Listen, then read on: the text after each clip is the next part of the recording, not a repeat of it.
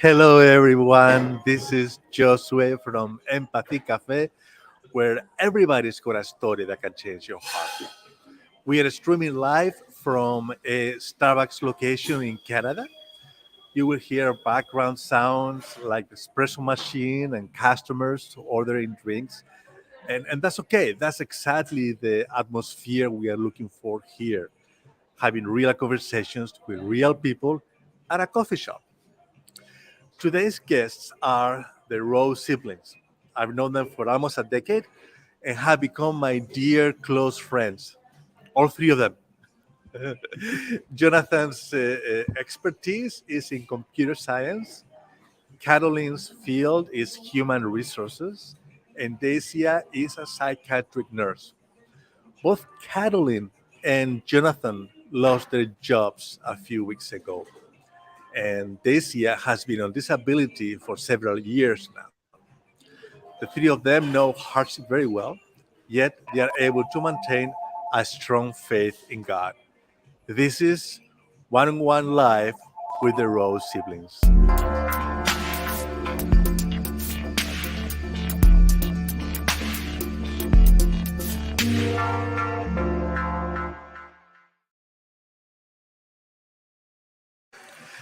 Welcome, Jonathan, Carolyn, and Dacia. How are you guys doing? Good. Good. I'm doing well, thanks. Hi, everybody. Hello. Nice to be here. Super excited to chat with you, Josue. Yeah. I can't wait. I can't wait. You guys have been always there for me, and you are an example of faith, and that's what I want to talk about. So I'm gonna just go ahead with the question, if that's okay with you guys. Yep. Jonathan, when you told me the news the following day of actually before that, I'm gonna ask you, tell me what happened the day you were laid off, Jonathan. All right. Well, it was back in October, the end of October, and I remember that specific day. I was actually up working at around, I think it was 4 a.m. or something like that. So we did all the work that we had to do, and I was just going to continue on with the rest of my day. And then I got a short notice meeting on my calendar with my boss. So, um, so I went in and I attended it, and my boss was on, and then I saw somebody else, and then it was somebody from HR. So, Hmm. as soon as I saw somebody from HR, I knew something was up, Human and resources, right? from resources department.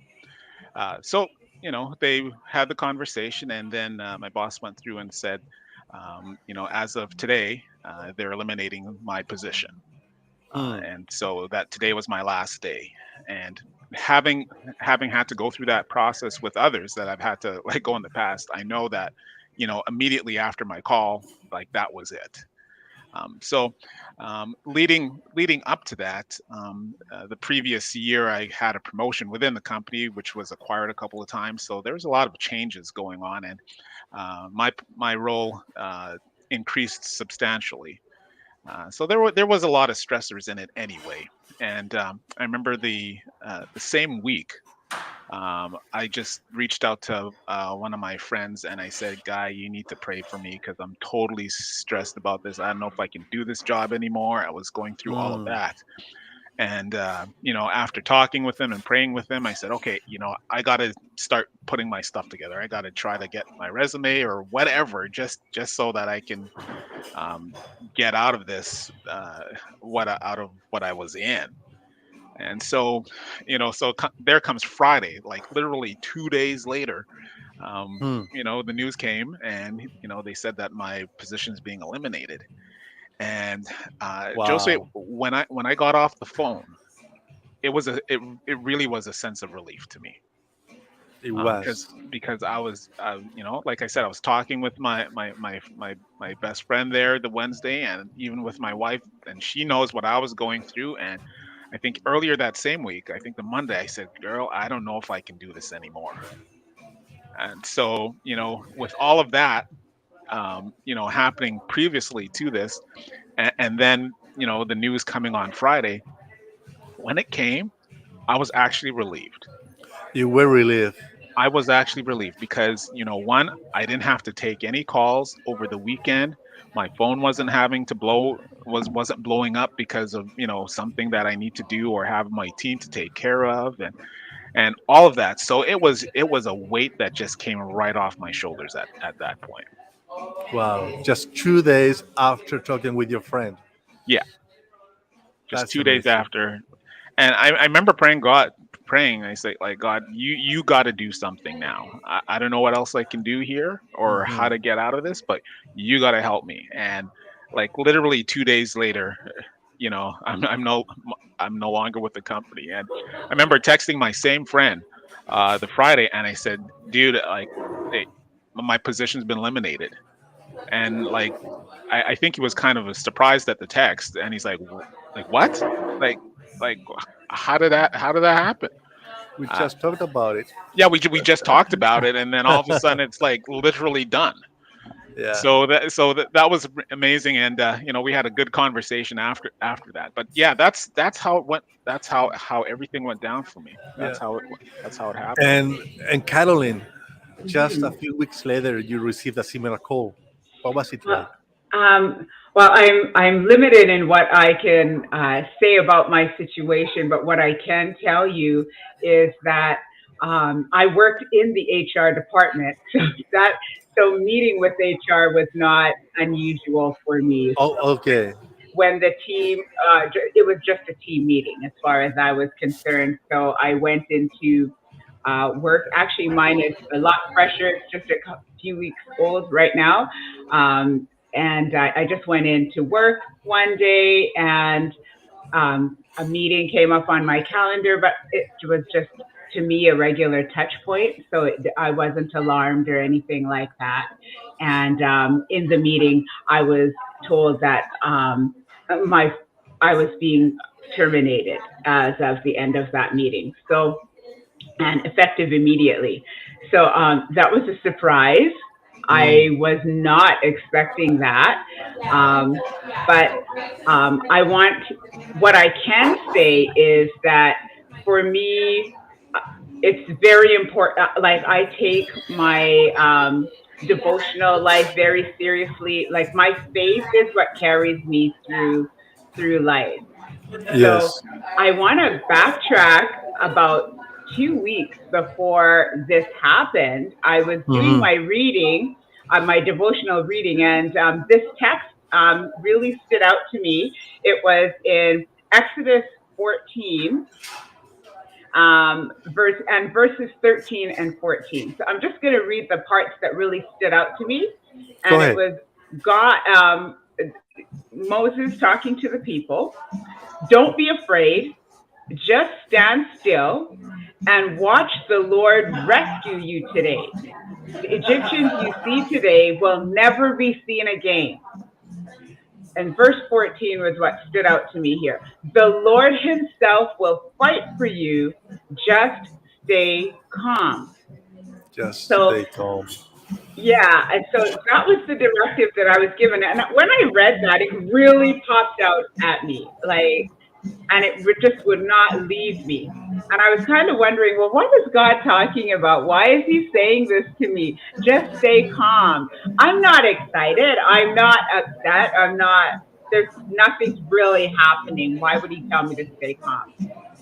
So, but when I got that news, it was amazing to be in this meeting and being given this kind of life changing, life altering news and have the ability to be calm.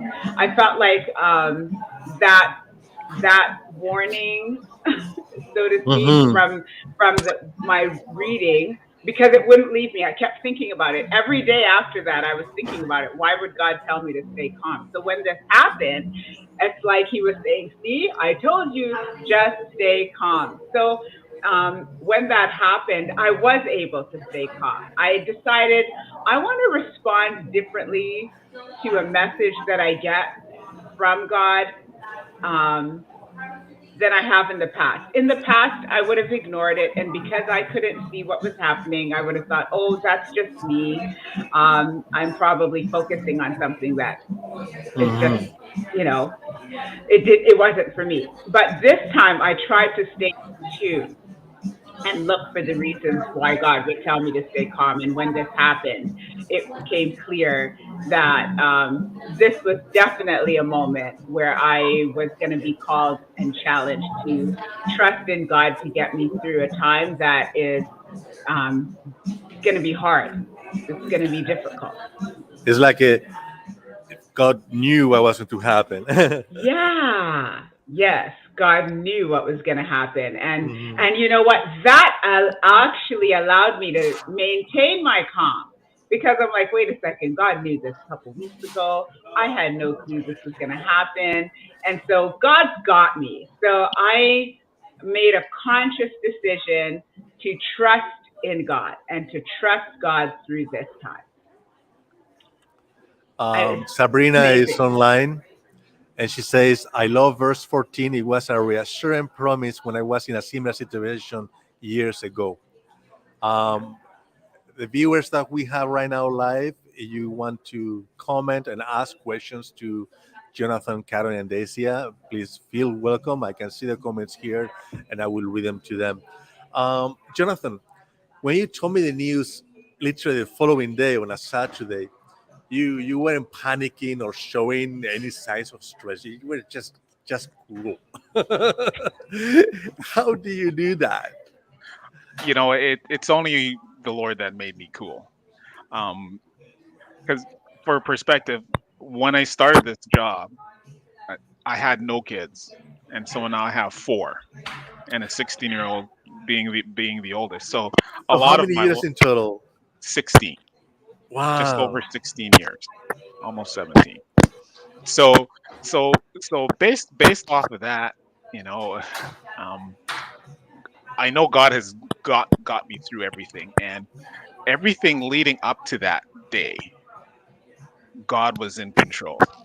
When I Mhm. took the position, and for the increased workload and all of these things, I said, Lord, you're going to have to get me through this. If it's something that you want me to do, you're going to have to do it. And big picture, he's still going to have to come through and do this before, because even in my last job, I walked away from it. And then that was when I found out that we were expecting our first one. Oh. And so, no job, and expecting little one on the way. So God came through, and he gave me this position, this job at that time, right when I needed it. And, Hmm. based off historical context and what God has done for me, uh, I knew that in that time that he'd have something for me, and he's going to provide somehow. And, wanting to know all the fine details, uh, we all like to know the fine details of how it's going to happen. But God works in such a way is that you don't have to know all the details. You just know that it's going to happen. And as long as I'm faithful, and I'm doing what he asked me to do, he'll always come through for me 100%. And I think that's why I could stay so cool, as you said, Josue, is that I just firmly trusted in God and not in my own ability. If I was trusting in Hmm. my own ability, I'd have been panicking. I would have been panicking. And since my employment has ended, there have been a couple of times where it's like I got up, like, first thing in the morning, and then it's like, okay, what am I going to do now? What am I going to do? Right. Hmm. And kind of started, a little bit of anxiety was kind of coming up, creeping up. But I said, you know what, Lord, you said that I need to trust you in all things, right? And once I give that burden over to him and let him deal with it and let him tell me what to do, um, it makes it makes a big difference in my life. And Because you have seen him in the past doing the same thing. I've seen him in the past do the same thing, even up to a couple weeks ago.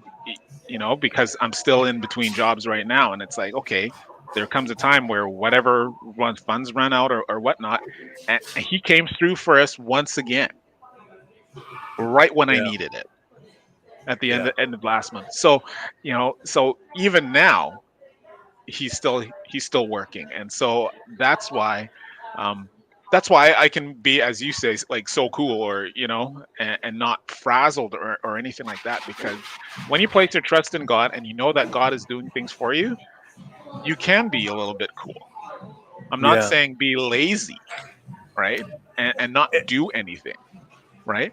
But it's that confidence that you have, that you can actually sit back and let God do what he wants, what he's gonna do, and you're just along for the ride, so to speak. But you still took steps to do something. You didn't just Right. Yeah. wait. I just didn't sit down and do anything.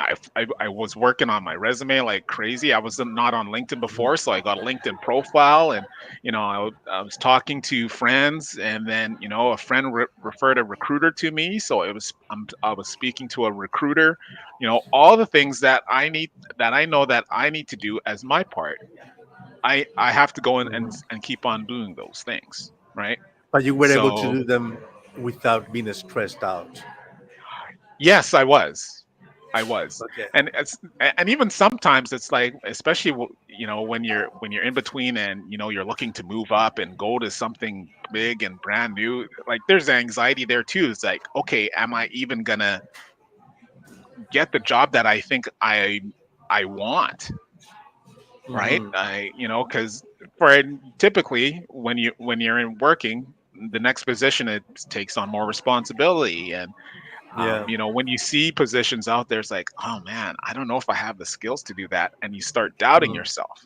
So a lot of Yeah. that comes into play as well, and that's where I have to give those things over to God and say, if there's something out there for me, that with my skills and how you made me, God, you need to move heaven and earth. You need to do what you need to do in order for me to get that position, whatever that Yeah. is. Yeah. Yeah. It's When Jonathan gave me when I was when I let Jonathan know that I was in a similar position to him, he gave me some advice, and he said to me, "Hey Carolyn, you know what? Just take the next couple weeks and don't just don't think about anything. Just take a couple weeks and just treat it like vacation, and just take your time and get your bearings." And I really appreciated that advice from my brother. I did, because when something like this happens, like Jono was alluding to, it does affect you, and you kind of takes it kind of hits your esteem a bit. You kind of of course, of your course. confidence takes a hit. That's what I'm trying Yes. to say.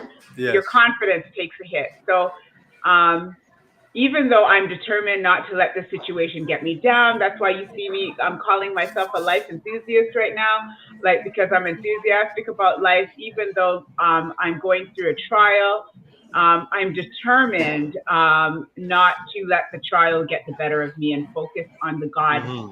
of the trial. So I just I want to say, like, it's important to have a good support system around you when you're going through times like this. And so I appreciate my siblings. I am so blessed to have my siblings and my family, and a great circle of friends. Well, and my friend circle is really small, but for those that I really count on, I'm thinking of one of my sisters in particular, who's not my sister by blood, but we have decided to be sisters, and Okay. that's one of the best decisions I've ever made. I love this my sister. Um, you know who you are, and I have to say, even today, remember I was saying before God told me that this was going to happen. Today, in my reading, this text stood out to me, and it's in Numbers 14. Numbers 14. Wow, it's number 14, and verse 11 though. And it says, "And the Lord said to Moses, how long will these people treat me with contempt? Will they never believe me, even after all the miraculous signs that I have done among them?" And God is saying this in the context of a people who are rebelling against him, complaining about their situation because things aren't happening the way they think that they should be.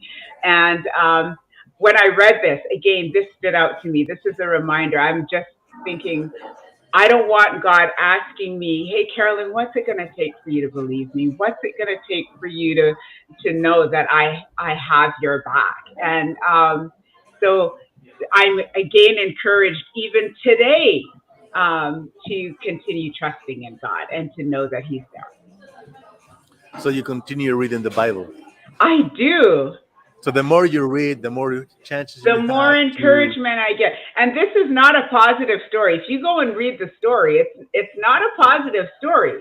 But God has the Bible is such a special, inspired book. It is, I call it the Word of God, and it is living and breathing. And God has a way of speaking to us. The message he gave, that's the message he gave to me. He can use this whole passage that I read today and give you a different message, which is what is amazing about the Bible. It's an amazing book. Yes. Dacia, Yeah. you know hardship, yet you strongly believe in God. What's your secret? You know what? I think that the secret to going through hardship is just trusting that God has your back. Like one thing you've got to know about me is that I'm a loyal person and I'm a very simple person. And once you have shown me that you've got my back, like I am all in for you. And so I have loved God since I was a little girl. And when I gave my heart to him, actually this year it's going to be 40 years since like I was actually baptized as a Christian and publicly declared that.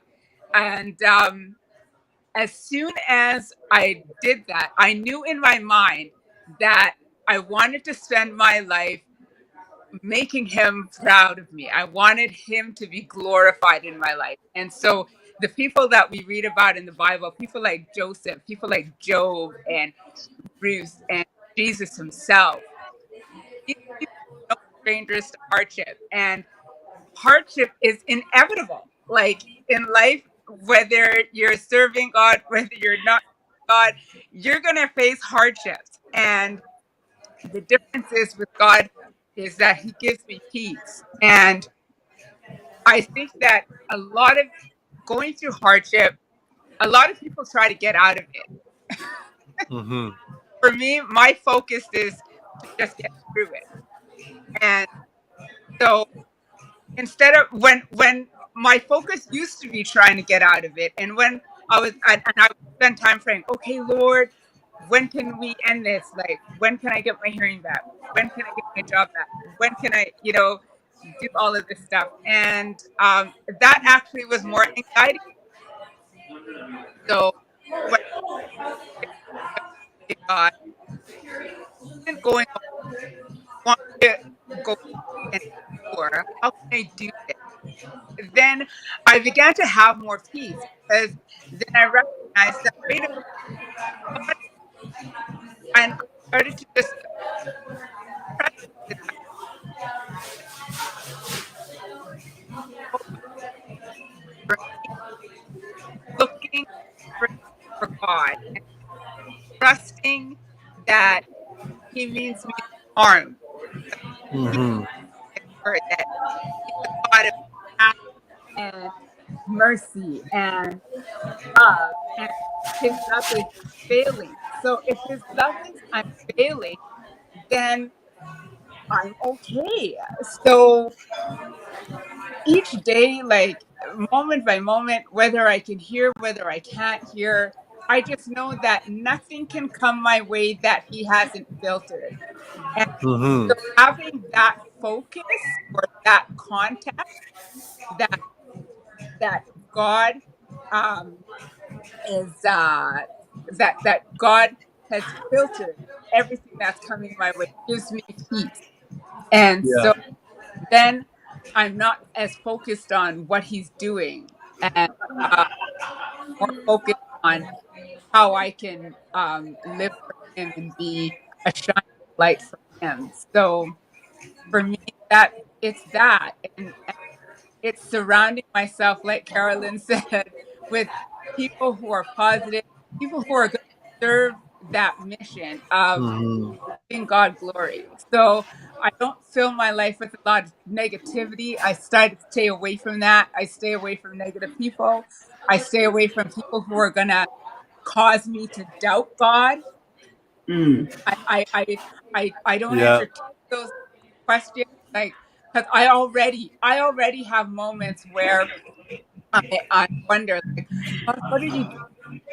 And, hmm, and I don't focus or hang out with people who are going to make me do that all.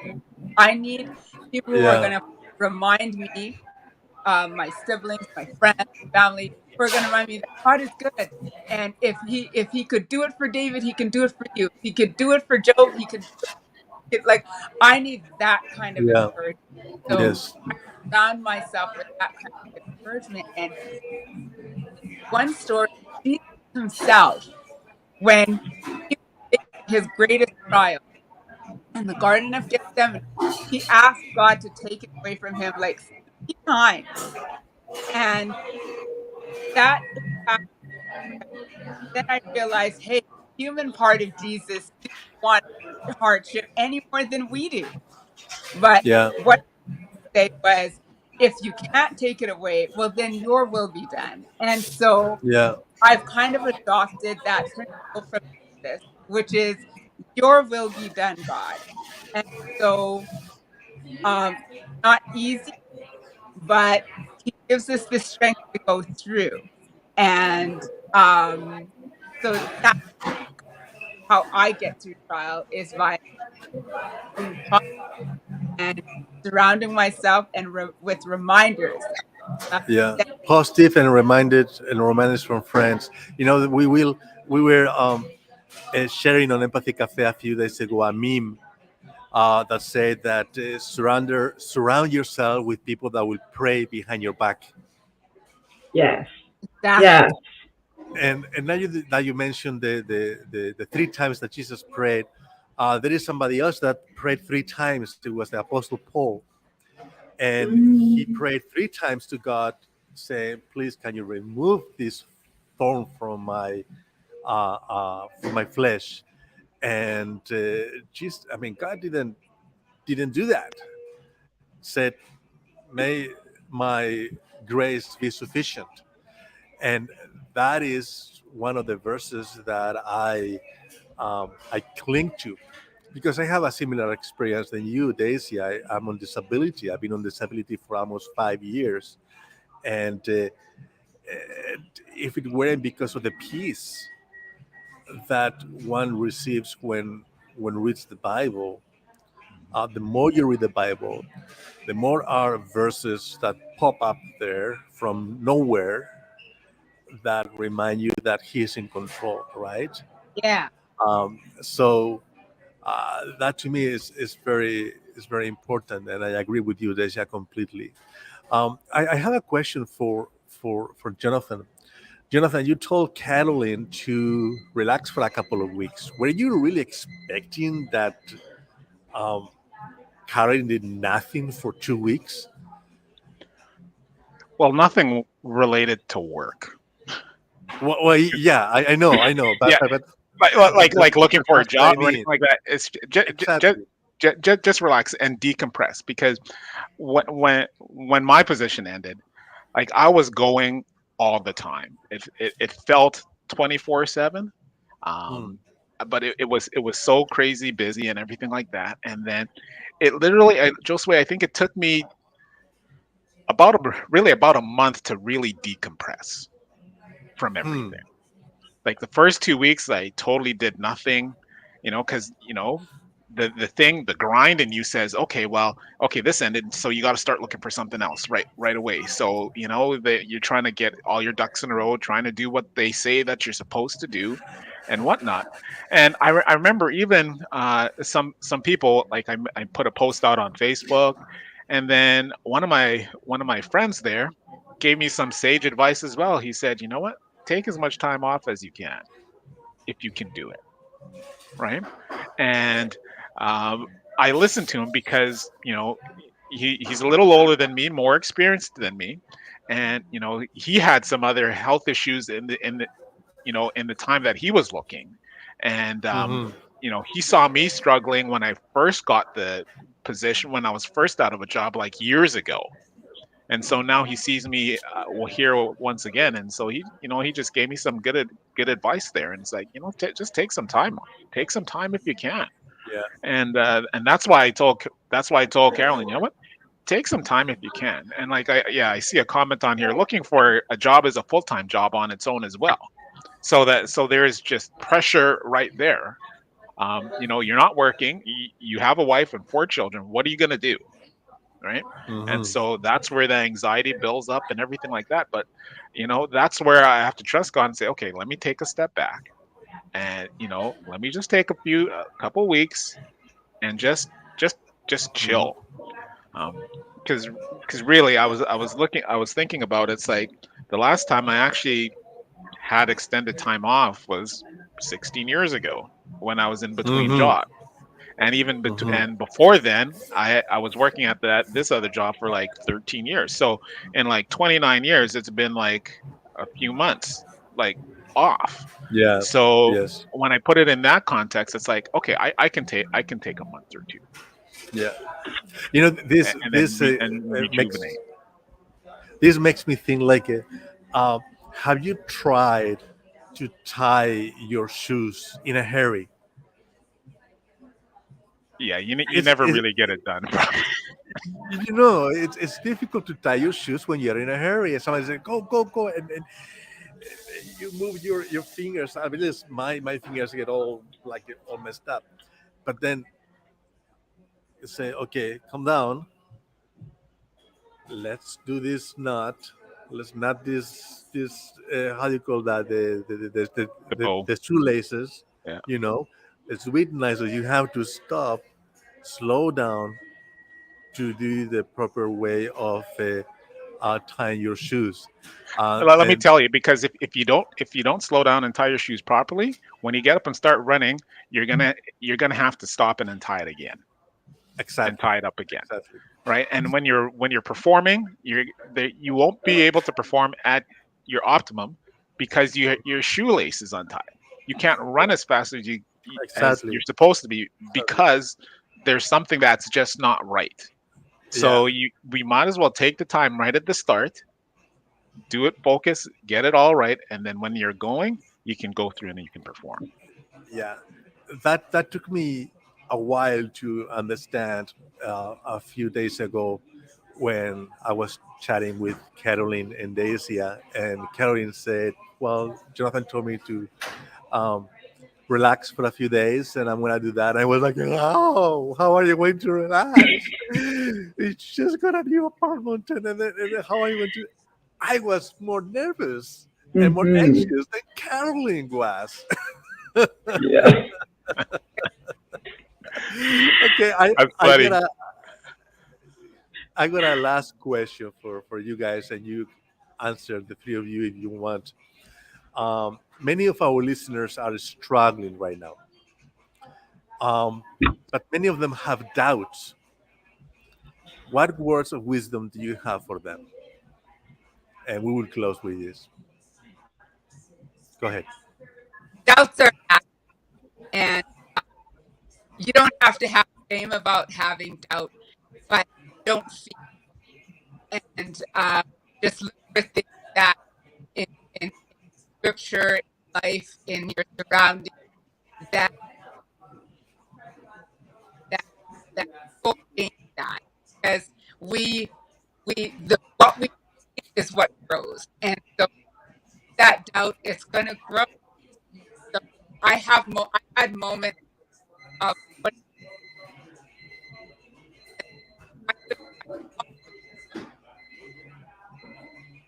that there. So I, I cannot hear you, Daisy. I think yeah, there is something with the mic. We cannot hear you. Can you guys hear Daisy? but that Just We repeat what couldn't. you just said for 30 seconds ago. Okay. because I think that there's something with the mic We that missed we, part of what you said, Dave. Oh, yeah, with not feeding the doubts. Yeah, Yes. Yeah, I yeah, was you're just clear saying, yeah, now. don't feed the doubt. Yeah. What don't you feed it feed will out. grow. And so, um, if you're having doubts, then don't feed that. Try to look for other things that are gonna that'll take your focus and your mind and attention elsewhere, Mhm. so that Yeah, you can um, help yourself think differently. So I just look for different sources of inspiration and cling to mhm, that. It could be a yeah, good thing, but anything that we can do that will help us shift our focus from doubt to faith, I think hmm, is what is helpful and is useful and will serve you better in the end. yeah.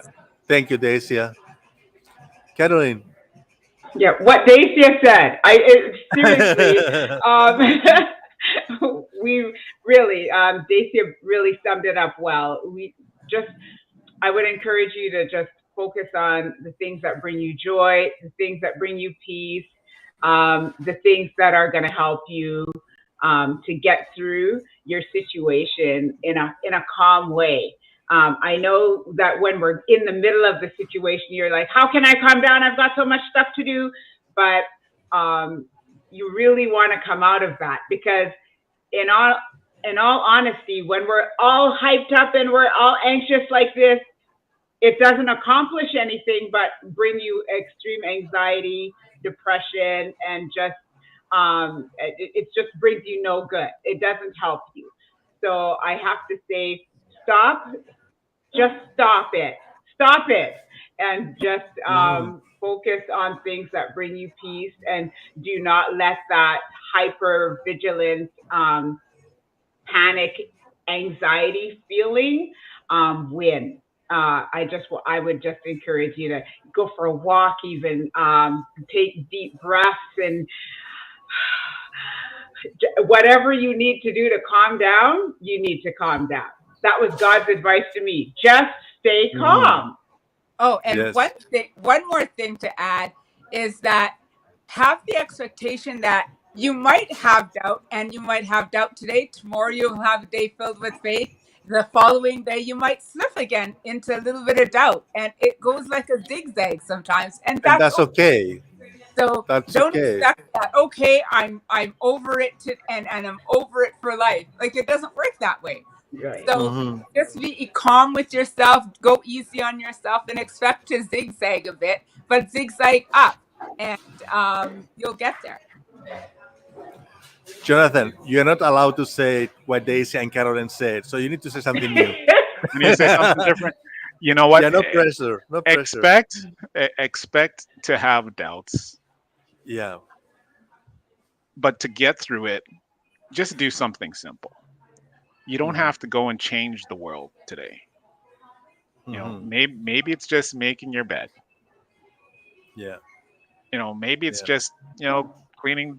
Let me just do the dishes here. Just do something simple, Yeah. and you'll get through it.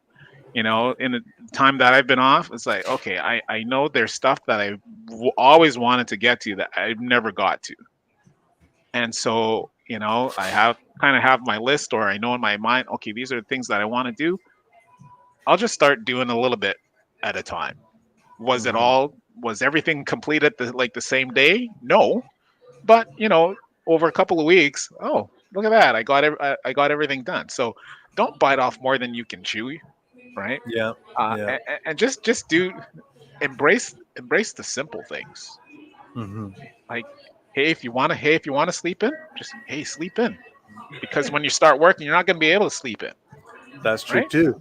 That's true You too. know, like I was just reading about Elijah, and and when he was threatened and everything else, and he just took off, and he was just running away, and then God basically said, "Okay, here, have something to eat. Hmm. Just have something to eat and go and sleep."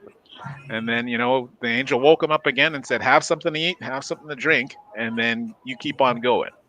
And whatever God gave him kept him until the next time he needed a meal, which was like 40 days later. Right? So even in even in the simple things, even in that, God just said, here, have some water, just refresh yourself. Yeah. Just rest. Yeah. So embrace the time that you have to rest. you know Hmm. do simple things, and let God show you what the next step is going to be. Yeah. I look at the life of Job, and he had all these calamities happening to him, and he even had his friends coming in and telling him, hey, this is what's really happening with you and everything. And I was listening to that chapter, that book, on audio the last couple of days, and when I heard it in its entirety, like, the thing is that none of them really knew why everything was happening the way it was happening, but yet God still spoke in the whole situation. So sometimes, I can ask myself, why is this happening to me?